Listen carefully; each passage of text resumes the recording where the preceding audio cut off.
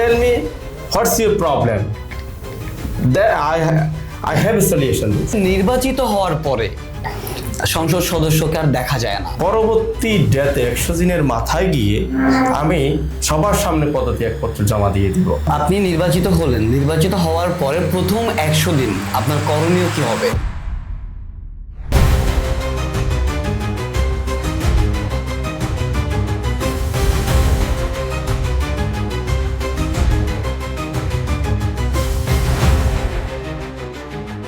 সুপ্রিয় দর্শক, আসন্ন ত্রয়োদশ নির্বাচনকে ঘিরে আমাদের আজকের আয়োজন প্রার্থীর প্রতিশ্রুতি, এবং আজকে আমাদের সাথে উপস্থিত আছেন চট্টগ্রাম 11 আসনের গণ অধিকার পরিষদ কর্তৃক মনোনীত সংসদ সদস্য পদপ্রার্থী জনাব ইঞ্জিনিয়ার মোহাম্মদ নেজাম উদ্দিন আকাশ ভাই।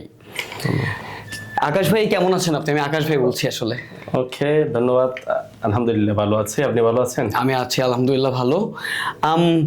এই যে নির্বাচন আসছে, ত্রয়োদশ জাতীয় সংসদ নির্বাচন, এই নির্বাচনে মূলত গণ অধিকার পরিষদ কর্তৃক আপনাকে মনোনীত করা হয়েছে। আপনি এবছর এবার প্রথম নির্বাচনে অংশ নিচ্ছেন, রাইট?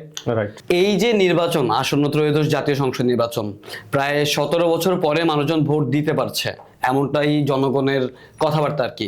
তো এই নির্বাচনে আমরা যতটুকু জানি, গণ অধিকার পরিষদ একাই নির্বাচন করার কথা ছিল। নূর ভাই নিজেই বলেছিল যে উনি কখনোই অন্য কোনো দলের সাথে জোট বেঁধে নির্বাচন করবেন না, সেটা আমরা ব্যাপারটা জানি।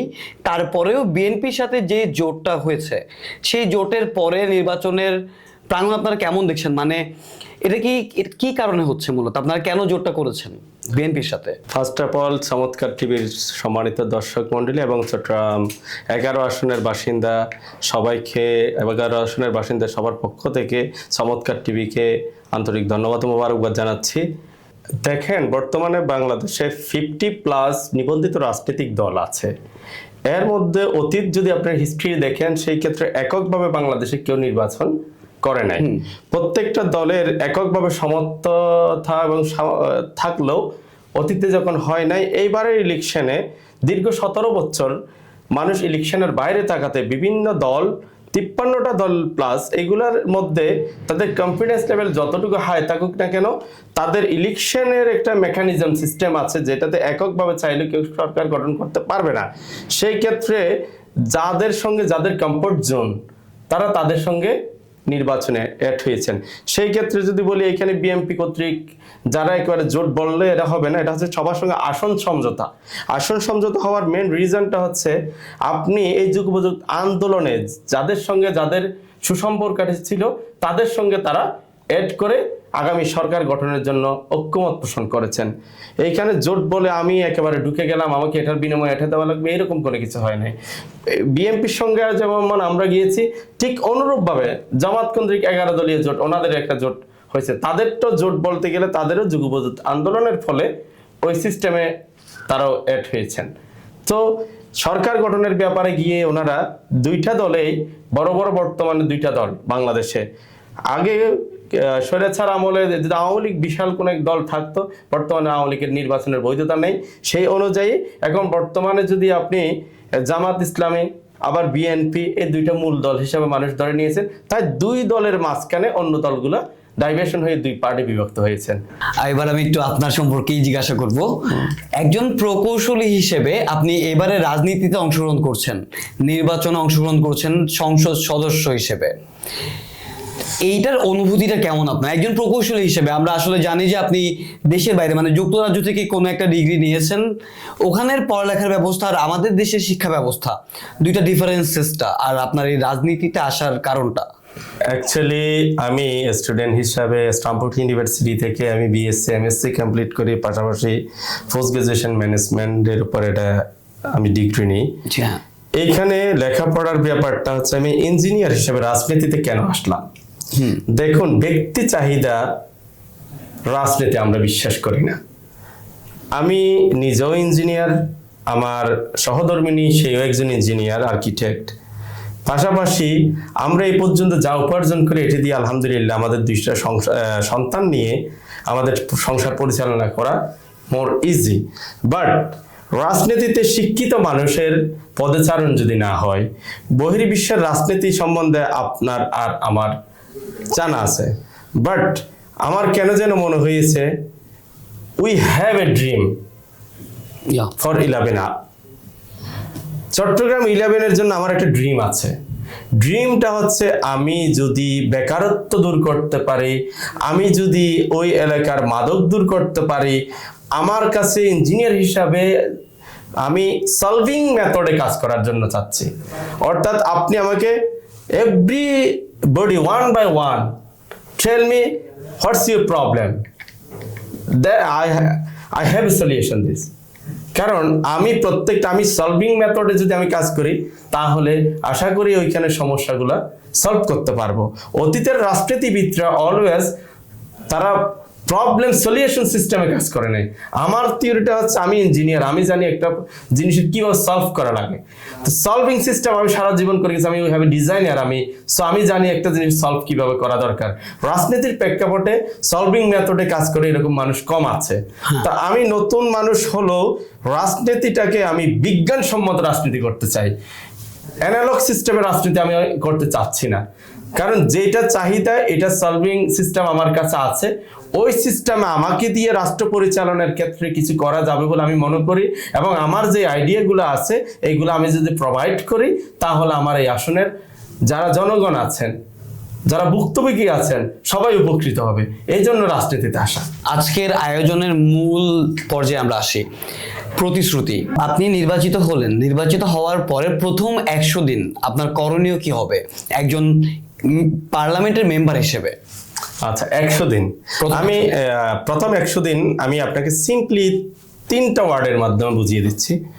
আমার প্রথম কাজ হচ্ছে বন্দরনগরী, ইপিজেড, পতেঙ্গাটের শিল্পনগরী, এইখানে ট্রাফিক কন্ট্রোলিং সিস্টেমটা ভেরি পুয়ার।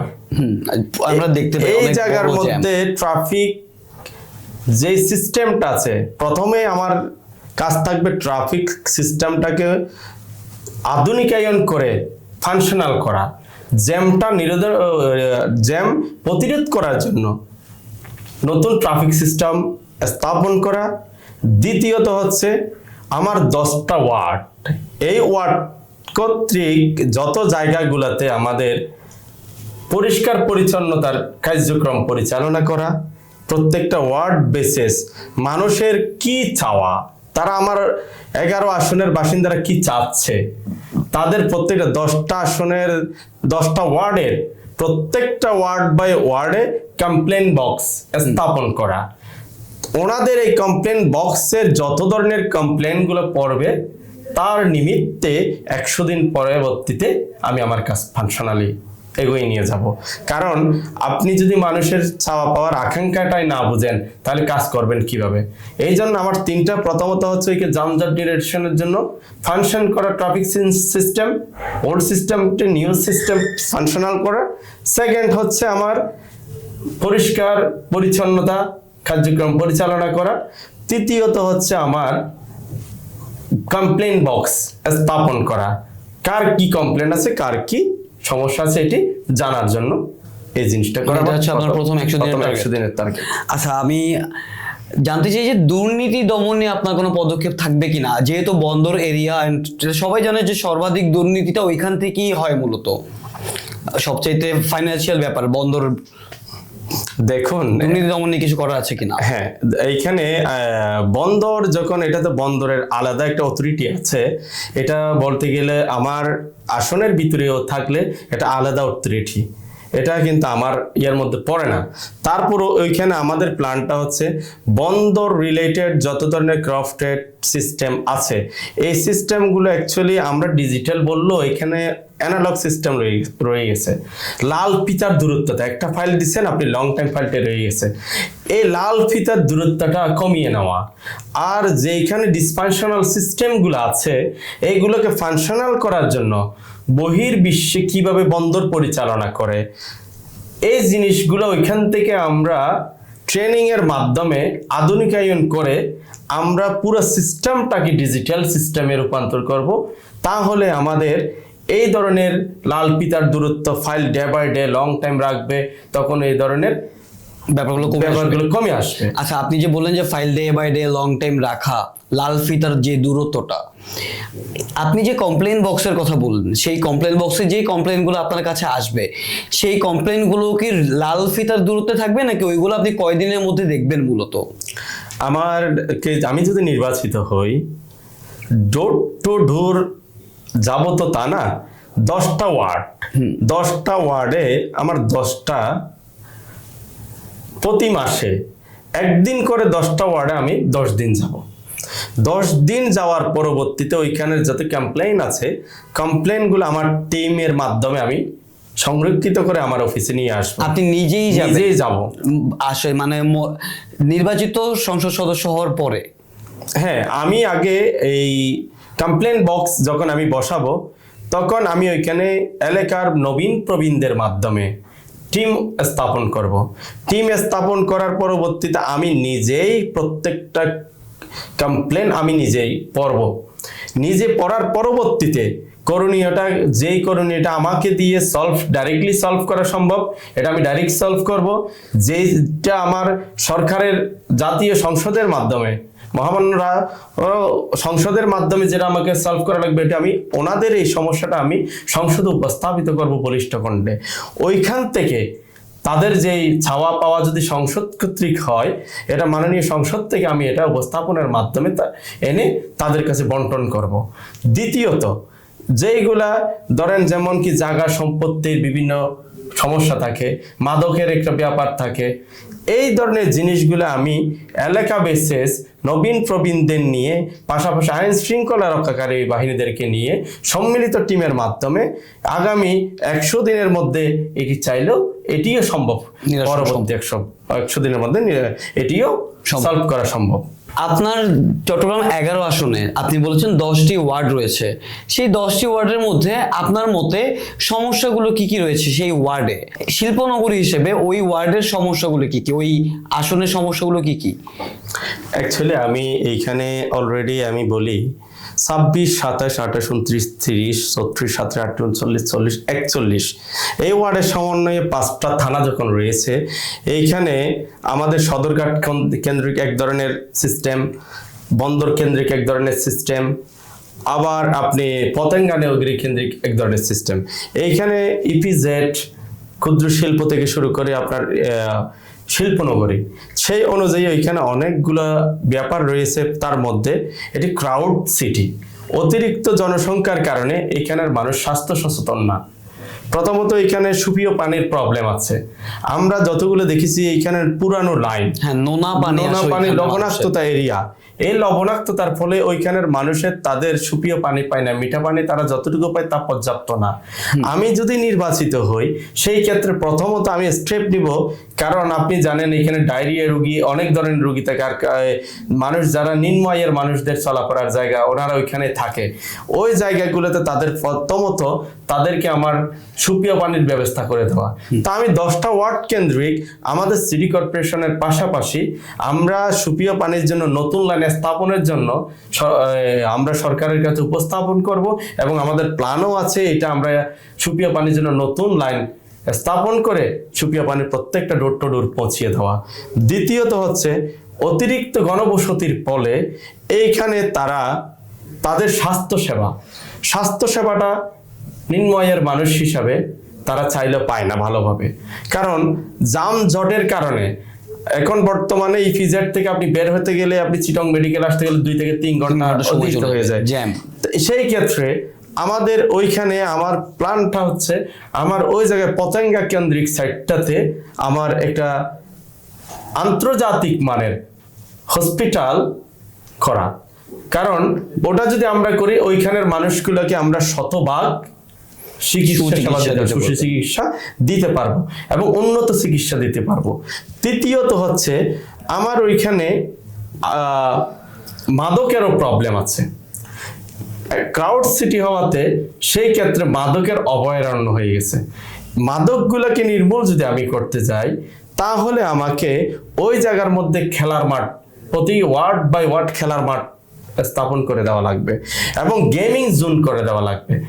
আমি গেমিং জোন এবং খেলার মাঠ এই দুইটা যদি করতে পারি তাদেরকে যারা ড্রাগ এডিক্টেড হয়ে গেছে তাদেরকে আমি বিনোদনের জগতে যদি নিয়ে আসতে পারি তাহলে ওই জায়গার থেকে ওই ধরনের সমস্যাগুলো মাদক কমে যাবে। তৃতীয়ত চতুর্থত হচ্ছে ওই এরিয়াতে আগুন লাগছে কিছুদিন আগে দেখছেন, এইখানে ফায়ারিং সিস্টেমটা ফায়ার ডিপার্টমেন্ট ফাংশনালি তারা খুব একটা বেশি কাজ করতে পারতেছে না।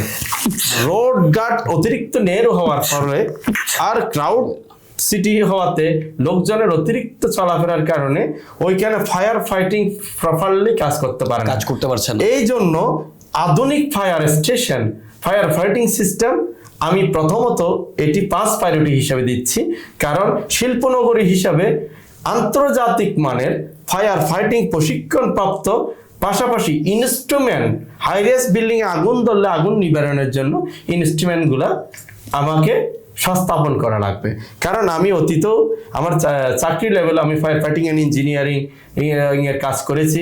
আমি ইন্টারন্যাশনালি আল কাসিম ইন্ডিপেন্ডেন্ট পাওয়ার প্ল্যানও আমি ফায়ার ফাইটিং এর উপর কাজ করেছি। আমার এই ব্যাপারে লট অফ এক্সপেরিয়েন্স আছে, আমি জানি এই জিনিসগুলো কিভাবে সলভ করা যায়। এইখানে পঞ্চম ওই জায়গার মধ্যে আরো কিছু প্রবলেম হচ্ছে আপনার যারা জোয়া অনলাইন প্ল্যাটফর্ম যে জোয়া দেখেন, একটা দেশের মানুষ যদি একটা আন্দোলন বন্ধ করার জন্য ইন্টারনেট বন্ধ করে ফেলতে পারে, সবাইকে ডিসফাংশনাল করে ফেলতে পারে, তাহলে অনলাইন জোয়া কেন আপনি আর আমি বন্ধ করতে পারবো না? সেই ক্ষেত্রে অনলাইন জোয়া এবং অফলাইন জোয়া দুইটাকে বন্ধ করার জন্য সর্বোচ্চ লেভেলের আমার কমিটমেন্ট থাকবে। এটা বন্ধ করার জন্য আমরা যত সম্ভব সর্বোচ্চ প্রায়োরিটি দিব। এইখানে তারপরে হচ্ছে আপনার জোয়ার পরবর্তীতে যদি আমরা এরিয়া ওয়েজ ক্লাব দিতে পারি, যে খেলাগুলা আমাদের হারিয়ে গেছে দেশ থেকে, এই খেলাগুলোকে সুইমিং পুল থেকে স্টার্ট করে আমরা সাঁতার প্রতিযোগিতা বিভিন্ন ইভেন্ট যদি আমরা এখানে চালু করতে পারি, তাহলে ক্রীড়া অঙ্গনেও গিয়ে তারা ভালো একটা পারফর্ম করতে পারবে। এই ধরনের ব্যবস্থা করলে আশা করি এই ধরনের সমস্যাগুলো আমরা সলভ করতে পারবো।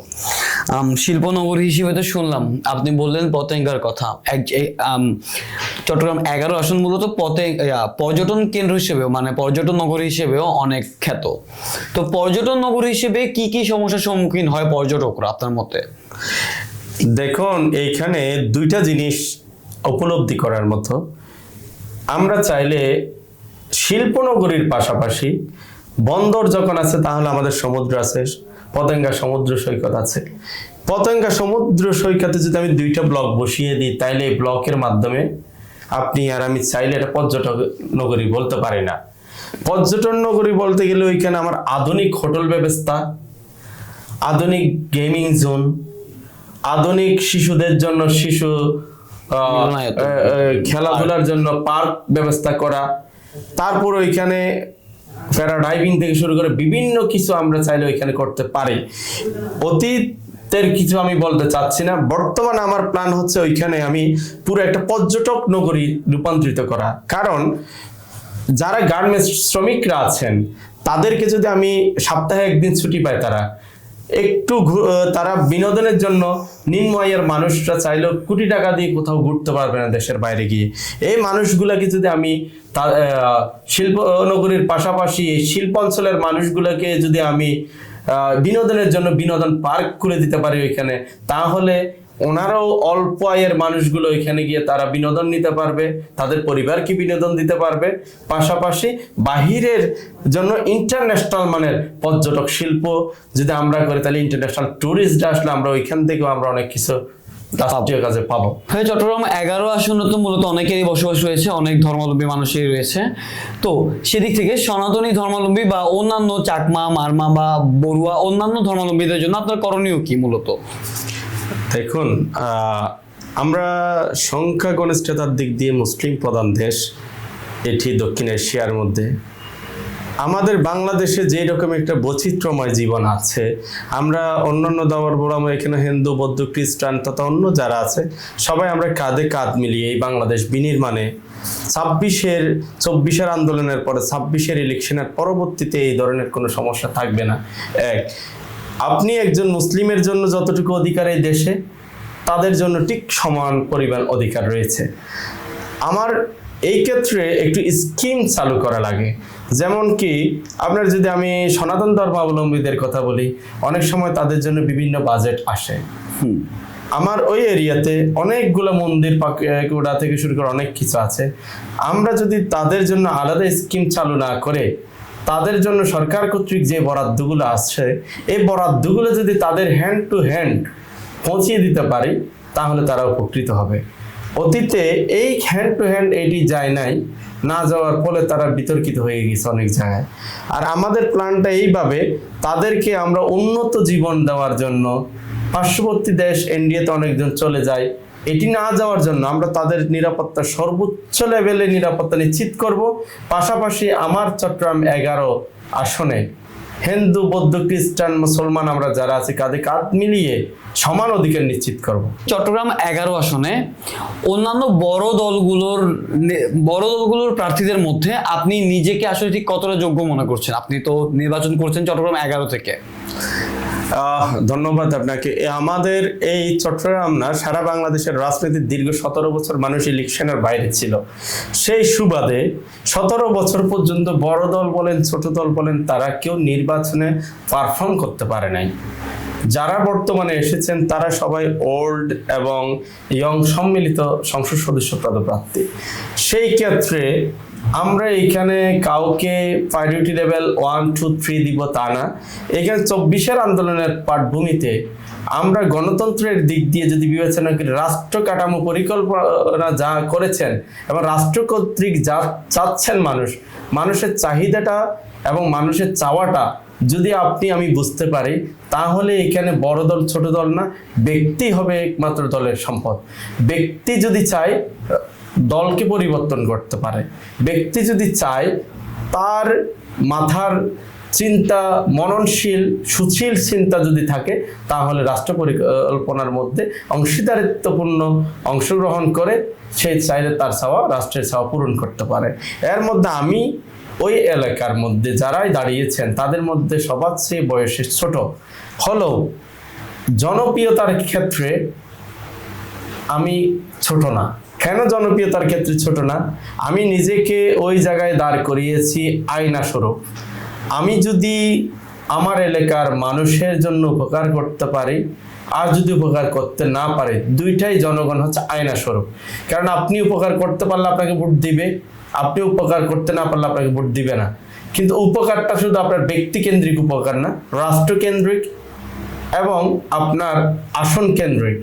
আমার প্ল্যানটা গোল্ডেন আসন বিদায় চট্টগ্রাম আসন নিয়ে আমার অনেকগুলো পরিকল্পনা আছে। আমি প্রকৌশলী হিসাবে আমার পরিকল্পনা আমি আপনাকে শুরুতে বলেছি, we have A plan, we have a dream for 11 CTG 11।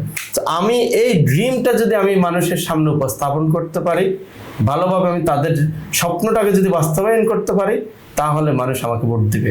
আর আমি অলরেডি মানুষকে বলেছি, জিরো টলারেন্স দুর্নীতি, মাদক জিরো টলারেন্সে নিয়ে আসবো, জোয়া জিরো টলারেন্সে নিয়ে আসবো, এলাকার চাঁদাবাজ জাপ্টাবাজ যারা আছে তাদেরকে আমি জিরো টলারেন্সে নিয়ে আসবো, সন্ত্রাস বিনির্মূল করব। এই কাজগুলো যদি করতে পারি, তাহলে মানুষ আমাকে ভোট দিবে। সেই ক্ষেত্রে যারা হাই প্রোফাইল লোক আছে তাদেরকে যে চোখে দেখবে, আমাকেও ঠিক সেম চোখে দেখবে। আর যদি হাই প্রোফাইল দেখে যদি ভোট দিয়ে দেয়, তাহলে আমার কিছু করার নেই। কারণ আমি জনগণের জন্য এসেছি, আমার জন্য আসিনি। জনগণ যদি আমাকে উপযুক্ত মনে করে, তাহলে আমি ইলেক্টেড হয়ে মহামান্য জাতীয় সংসদে আমি যেতে পারবো। আর যদি মানুষ যদি এখনো মনে করে আমি পারবো না, তাহলে মানুষ আমাকে ভোট দিবে না। সেই ক্ষেত্রে আমি যদি 1 ভোট পাই, ওই 1 ভোটটাকে আমি মাথার তাজ হিসাবে নিয়ে আমি আমার কাজ চালিয়ে যাব। যদি এমপি হিসেবে নির্বাচিত হন, তাহলে এমপি হিসেবে আপনি আপনার কি কি সুযোগ সুবিধা, মানে আপনার সুযোগ সুবিধাগুলো কতটুকু সীমিতর মধ্যে রাখবেন? আপনি দেখুন, আমাকে এমপি কে বা কারা বানাবে? আমি যদি 11 আসনের জনগণের চাহিদা প্রত্যাশা পূরণ করার জন্য ক্যাপাবল হই, তাহলে আমাকে তারা এমপি হিসাবে সংসদে পাঠাবেন। একজন ব্যক্তি থেকে সংসদ সদস্য রূপান্তরিত করবেন আমার এলাকার জনগণ। আমি জনগণের চিন্তাটা ধারণ করি বিদায় আমি রাজনীতিতে এসেছি। এইখানে আমি তাদের রক্ষক হয়ে যদি আমি বক্ষণ করি, তাহলে আমাকে দিয়ে তারা কোনো উপকার পাবে না। সেই ক্ষেত্রে আমার প্ল্যানটা হচ্ছে এইরকম, সরকার কর্তৃক আমাকে যে সম্মানই দিবে, আমি সম্মানীটাও এইখানে বৃদ্ধ থেকে যারা রাস্তায় পড়ে থাকে তাদের জন্য আমি এই কর্মসংস্থান তথা অন্যান্য কিছু ব্যবস্থা করার জন্য আমার এই ফান্ডটা আমি দিয়ে দিব। আমি রাষ্ট্রীয় কোনো কিছু ভোগ করার চিন্তা ভাবনা আমার মাথায় অতীতও ছিল না, ভবিষ্যতে থাকবে না। আপনারা আজকে আমার কাছ থেকে আমার সম্পদ, আমার অ্যাসেট কি আছে এটি আমি নির্বাচন কমিশনে জমা দিয়েছি। 5 বছর পরে আপনারা হাতে মিলিয়ে নেবেন। যদি 5 বছর পরে অতিরিক্ত কোনো কিছু দেখেন, এটার জন্য আপনাদের যা করণীয় আপনারা করতে পারেন। এটা নিয়ে আমি আপনাদের চমৎকার টিভির মাধ্যমে বলে দিচ্ছি। 11 আসনের বাসিন্দাদেরকে আমি আশ্বস্ত করতে চাই, আপনারা এতটুকুই মাথায় রাখেন, আমার আজকে কি অবস্থা, 5 বছর পরে কি অবস্থা, দুইটার মধ্যে কম্পেয়ার করলে আপনারা বুঝতে পারবেন আমি আপনাদের কোনো কিছু কিংবা সরকারি কোনো কিছু আমি ভোগ করতেছি কি না।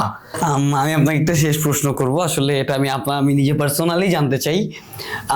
সবাই বলে যে নির্বাচিত হওয়ার পরে সংসদ সদস্যকে আর দেখা যায় না, এই ব্যাপারটা নিয়ে আপনার মন্তব্য কি হবে? আপনাকে কি দেখা যাবে সংসদ সদস্য নির্বাচিত হওয়ার পরে? আচ্ছা আচ্ছা, অ্যাকচুয়ালি আপনি একটা জিনিস চিন্তা করুন, আমি আপনাকে বলেছি আমার 100 দিনের একটা প্ল্যান। আমি বন্দর নগরীর থেকে আমার বসবাস চলাফেরা, আমি এমন কোনো ঘরের সন্তান না যেটাতে আমি আটটালিকাতে বড় হয়েছি, তেমন কিছুই না। বন্দর নগরী এর প্রত্যেকটা ডোর টু ডোর যখন আমি ভোট চাইতে গেছি, কথা বলতেছি, যদি ভোট চাওয়ার জন্য আমি দরজায় যেতে পারি, তাদের সমস্যা সমাধানের জন্য আমি মান্থলি একদিন কেন যেতে পারবো না? আমার ব্যাপারটা হচ্ছে আমি আজকে যেমন ভোটের জন্য ডোর টু ডোর যাচ্ছি, পরবর্তীতে প্রত্যেকটা বাসায় তো যাওয়া আমার পক্ষে সম্ভব হবে না। তখন আমি আমার যে 10টা ওয়ার্ড আছে ওইখানে প্রত্যেকটা মসজিদ মহল্লা কমিটির মাধ্যমে তাদের সমস্যা শোনার জন্য আমি প্রতি মাসে একটা করে কোয়েশ্চেন করার জন্য, তাদের অ্যান্সার দেওয়ার জন্য, তাদের চাহিদা শোনার জন্য আমি মান্থলি প্রত্যেকটা ওয়ার্ডে 10 দিন 12 দিন টাইম দিব। এটা আমার পরিকল্পনা। কারণ আপনি যদি কারো উপকার করতে চান, তার সমস্যা পরিকল্পনা নাকি প্রতিশ্রুতি? আমার প্রতিশ্রুতি, এটা মূলত এটা আমার পরিকল্পনা এবং প্রতিশ্রুতি। কারণ আমি যদি আপনার কাছে যেতেই না পারি, তাহলে আমি কিভাবে প্রতিশ্রুতি বাস্তবায়ন করব? আর প্রতিশ্রুতি দিয়ে বা পরবর্তী আপনি কি চাচ্ছেন এটা যদি আমি শুনতেই না যাই, তাহলে আমার পক্ষে তো অ্যাকচুয়ালি সম্ভব না যে আমি মানুষের কাছে পৌঁছাইলাম, এখন ভিখারির মতো ভোট চাইলাম, পরে আমি রাজা হয়ে গেলাম, তা তো না। আমার কথা হচ্ছে রাজার ছেলে রাজা, কৃষকের ছেলে কৃষক, নাম তো আছে। সো আমি হচ্ছে জনগণের সম্পদ। কারণ ওই আসনে এতদিন পর্যন্ত যে বা যারা যাচ্ছে, যে অতিরিক্ত তারা তো বড় কিছু স্বপ্ন নিয়ে যায়, আমার স্বপ্ন নাই। আমার স্বপ্নটা হচ্ছে মানব সেবা। আর আমি এতটুকু বিলিভ করি মানব সেবাটাই হচ্ছে শ্রেষ্ঠ ধর্ম। সো মানব সেবার মাধ্যমে আল্লাহকে পাওয়া যায়, রসুলকে পাওয়া যায়। সো এই মাধ্যমে আমি থাকতে চাই, এটাই আমি সকলকে এই প্রতিশ্রুতি ব্যক্ত করলাম। প্রতি মান্থ বাই মান্থ, প্রতি মাসে একদিন করে আপনাদের চাহিদা শোনার জন্য আমি আপনাদের দুয়ারে যাবো ইনশাআল্লাহ। এই প্রতিশ্রুতিগুলো, যে প্রতিশ্রুতিগুলো আপনি এখন দিয়েছেন, সেসব প্রতিশ্রুতিগুলো যদি আপনি রাখতে না পারেন, তবে আপনার করণীয় কি হবে? দেখুন, আমি আপনাকে একটা কথা দিয়ে গেলাম আপনাদের চমৎকার টিভির মাধ্যমে। আমি ওইখানে এমন একটা সিস্টেম চালু করব, আপনাদের ধরেন আমি প্রাইমারি স্টেজে আপনি 100 দিনের একটা প্ল্যান আমার কাছ থেকে চেয়েছেন। 100 দিনের প্ল্যান যদি আমি বাস্তবায়ন করতে না পারি, পরবর্তী ডেতে 100 দিনের মাথায় গিয়ে আমি সবার সামনে পদত্যাগপত্র জমা দিয়ে দিব। কারণ যেই কাজ আমাকে দিয়ে হবে না, সেই কাজে আমি লং টাইম বসে গাধার মতো দৌড়াবো না। এটাই আমার বাস্তবিক কথা। ধন্যবাদ আপনাকে আপনার মূল্যবান সময় দেওয়ার জন্য, আমাদের এই চমৎকার টিভি সেটে আসার জন্য। বেশ সুন্দর প্রতিশ্রুতি দিয়েছেন আপনি। এবার চট্টগ্রাম 11 আসনের সদস্যদের জন্য, মানে চট্টগ্রাম 11 আসনের জনগণের জন্য গণভোট নিয়ে কিছু একটা বলবেন আপনি কাইন্ডলি। দেখুন, স্বাধীনতার পরবর্তীতে 1971-এর পরবর্তী সময়ে যে সংবিধান রচিত হয়েছে, এই সংবিধানের প্রতি আমরা শতভাগ আস্থাশীল। পাশাপাশি 50 বছর পেরিয়ে গেছে স্বাধীনতার পরবর্তী। উন্নত রাষ্ট্রগুলোতে সংবিধান পরিবর্তন হয় যুগ উপযোগী। এখন বর্তমান 24-এর আন্দোলনের পূর্বে স্বৈরাচার সরকার হওয়ার মেন রিজনটা হচ্ছে সংবিধান।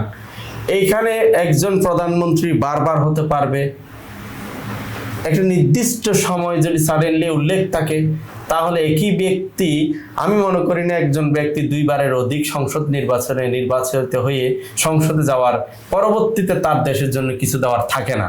কারণ একই ব্যক্তি বারবার নির্বাচিত হলে তার বারবার রিপিটেশন নতুনভাবে নতুনদের যদি ছেড়ে না দেয় কিছুই আসে না। তো আমি যতটুকু মনে করি এই সংসদে এইবার যদি হ্যাঁ ভোটের পক্ষে মানুষ রায় দেয়, তাহলে 24-এর আন্দোলনের পাঠভূমিটা ওইখানে থাকবে, পাশাপাশি একইভাবে 71-এর সংবিধানও থাকবে।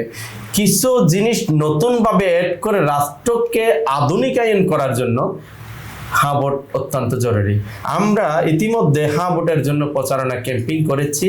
আমি ভোট চাওয়ার ক্ষেত্রে হ্যাঁ ভোটটাকে ফার্স্ট প্রায়োরিটি দিই, কারণ হ্যাঁ ভোটের মাধ্যমে নবীন প্রবীণের মাধ্যমে রাষ্ট্র বিনির্মাণ হবে। আগামীতে স্বৈরাচার হয়ে কোনো সরকার উঠতে পারবে না। দেশ একটা প্রত্যেকটা গোষ্ঠী সম্প্রদায়ের প্রতিনিধিত্ব সংসদে থাকবে, সেই অনুযায়ী স্বৈরাচার হওয়ার সুযোগ নেই, রাষ্ট্র সঠিক গাইডলাইনে চলতে পারবে।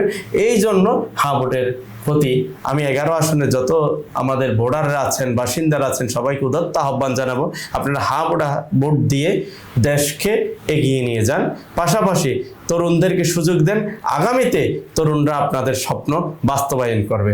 শেষ মুহূর্তে আমরা আসলে চট্টগ্রাম 11 আসনের জনগণের জন্য আপনি বলবেন তাদেরকে যে তারা আপনাকে কেন নির্বাচিত করবে, একটু সংক্ষেপে আপনি বলে দিবেন।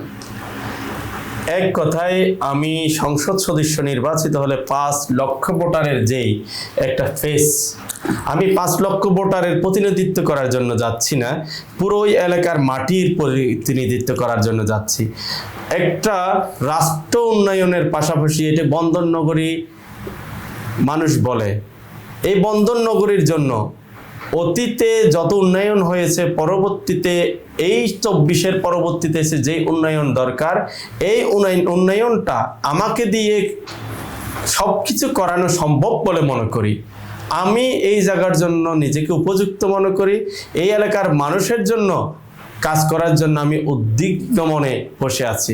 যারা আমাকে ভোট দিবেন তাদেরকে আমি তাদের ন্যায্য ইচ্ছা বুঝিয়ে দিতে পারবো বলে আমি মনে করি। এই জন্য আমি এই আসনে প্রতিনিধিত্ব করতেছি। ওনারা যদি আমাকে ভোট দেন, আমি আমার জনগণের জন্য আমার জীবনটা দিতেও আমার পিছপা হব না। ধন্যবাদ নিজামুদ্দিন আকাশ ভাই আপনাকে, আপনার সাথে কথা বলে অনেক ভালো লাগলো। আমরা শুনলাম আপনার প্রতিশ্রুতিগুলা। দর্শক, এই মুহূর্তে আমাদের সাথে উপস্থিত ছিল চট্টগ্রাম 11 আসন থেকে গণ অধিকার পরিষদ কর্তৃক মনোনীত প্রার্থী জনাব নিজামুদ্দিন আকাশ ভাই, এবং আমরা শুনলাম তার সকল প্রতিশ্রুতি। একজন মনোনীত প্রার্থী হিসেবে তার প্রতিশ্রুতি আমরা শুনলাম, এবং নির্বাচিত প্রার্থী হিসেবেও তার প্রতিশ্রুতি কি হবে সবকিছুই আমরা জানলাম। এতক্ষণ আপনাদের সাথে ছিলাম আমি মেহেদি রাফি, এবং আগামীতেও থাকবো ইনশাল্লাহ আপনাদের সাথে। দেখার জন্য এবং থাকার জন্য আপনাদেরকে অসংখ্য ধন্যবাদ।